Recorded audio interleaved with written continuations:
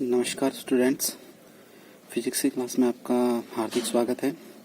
सबसे पहले अपन देखेंगे फिजिक्स की क्लास के अंतर्गत 12th क्लास की जो फिजिक्स है उसके प्रश्न पत्र का ओवरव्यू। जैसा कि आपको दिखाई दे रहा है, फिजिक्स के पेपर में टोटल 3 सेक्शन होते हैं। सबसे पहले ये जो ऊपर वाला सेक्शन है सैद्धांतिक प्रश्न पत्र। ये सैद्धांतिक प्रश्न पत्र 56 नंबर का होता है।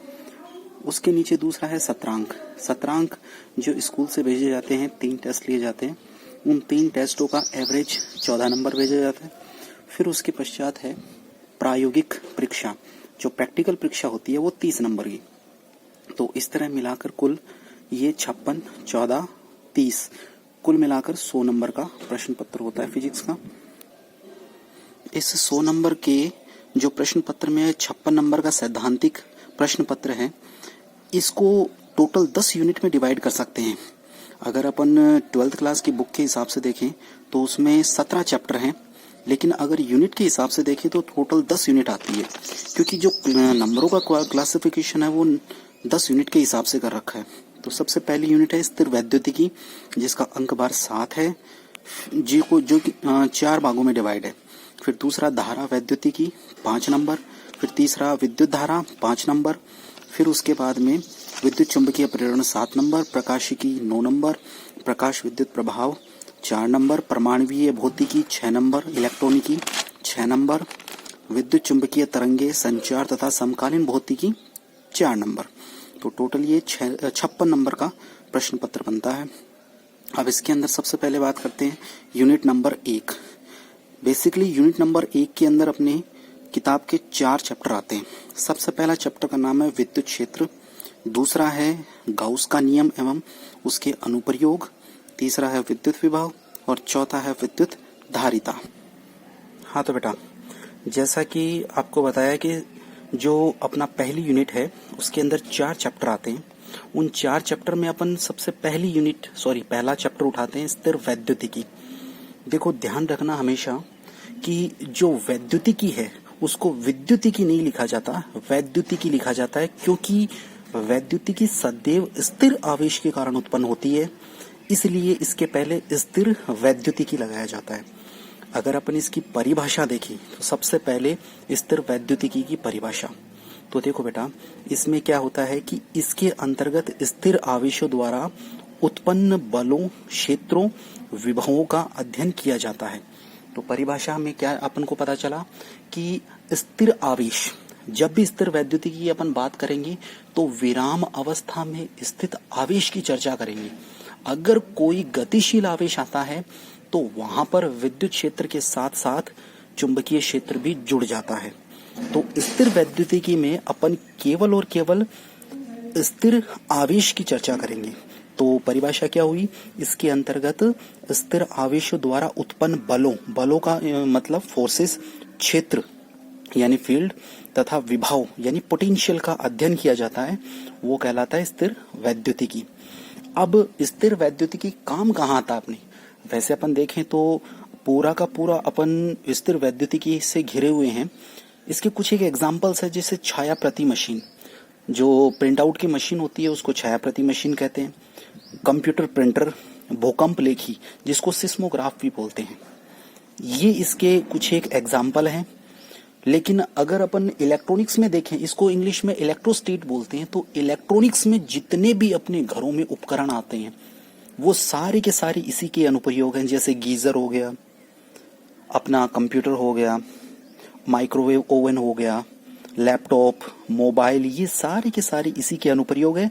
लेकिन इनको अपन बड़े स्तर पे समझा सकते हैं, छोटे स्तर पर अपन केवल ये 3-4 एग्जाम्पल हैं, इनके आधार पे समझा सकते हैं। अब इसके बाद में आवेश आता है, लेकिन मैं आवेश से पहले आपको कुछ 2-3 नोट्स के रूप में कुछ टर्म समझाना चाहता हूँ, जिससे आपको ओवरव्यू मिल पाएगा।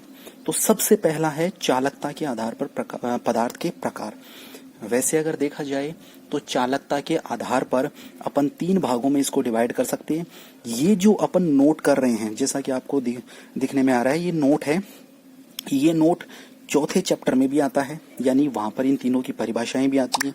फिर उसके बाद में आता है ये अपने 12वें चैप्टर में। तो इसका ओवरव्यू अपन तो हल्का पुल्का देख लेते हैं, फिर आगे चौथे चैप्टर में देखेंगे।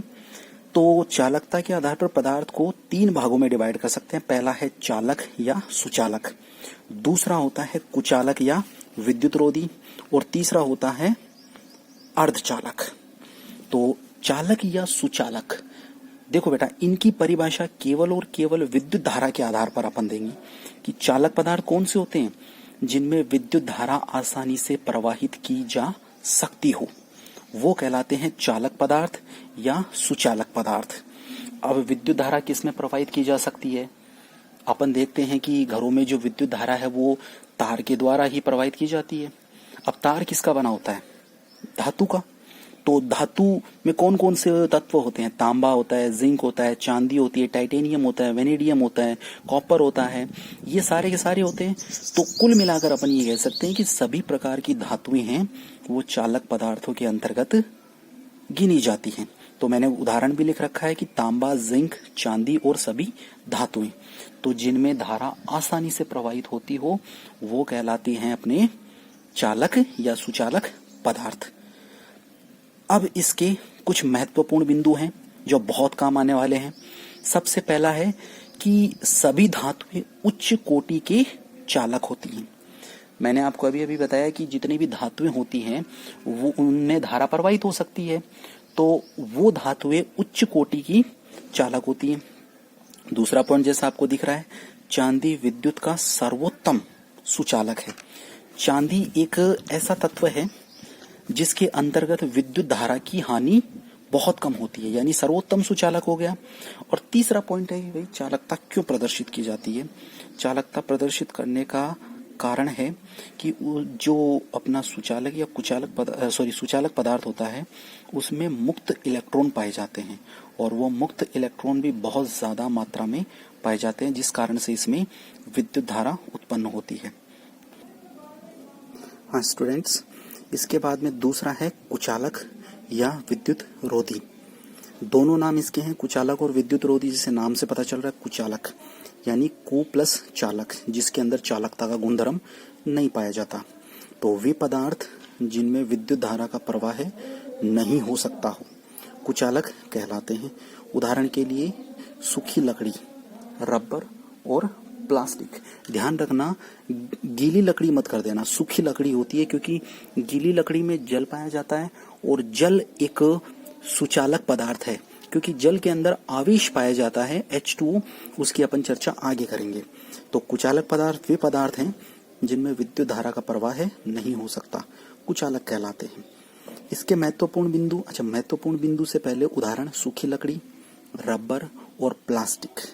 रबर और प्लास्टिक के बारे में आप अच्छी तरह जानते हो। अपन जब भी इलेक्ट्रिसिटी से या फिर विद्युत से संबंधित कोई भी काम करते हैं तो चप्पल पहन के करते हैं, और प्लास्टिक के उपकरण से अपन विद्युत धारा से संबंधित कोई भी काम करते हैं। अब इसके महत्वपूर्ण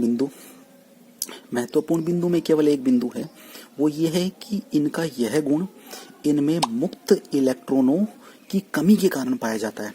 अब पहले आपको ओवरव्यू दिया गया था चालक पदार्थ का।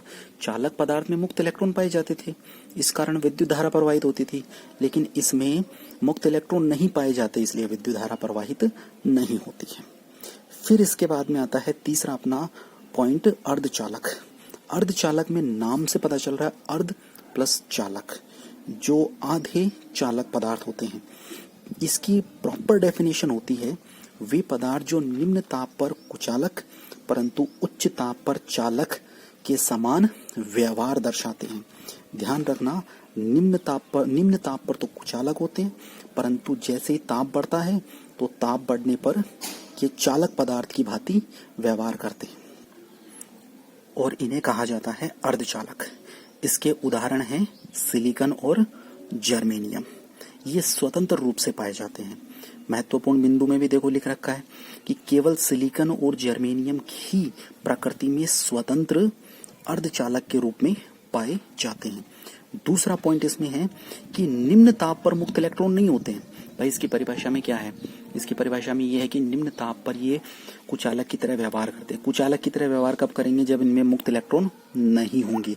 तो निम्न ताप पर मुक्त इलेक्ट्रॉन नहीं होती, लेकिन ताप बढ़ता है तो इनके बॉन्डिंग इनके बॉन्ड या आबंध वो टूट जाते हैं और टूटने से मुक्त इलेक्ट्रॉनों की संख्या बढ़ जाती है और मुक्त इलेक्ट्रॉनों की संख्या बढ़ने से ये चालकता प्रदर्शित करते हैं।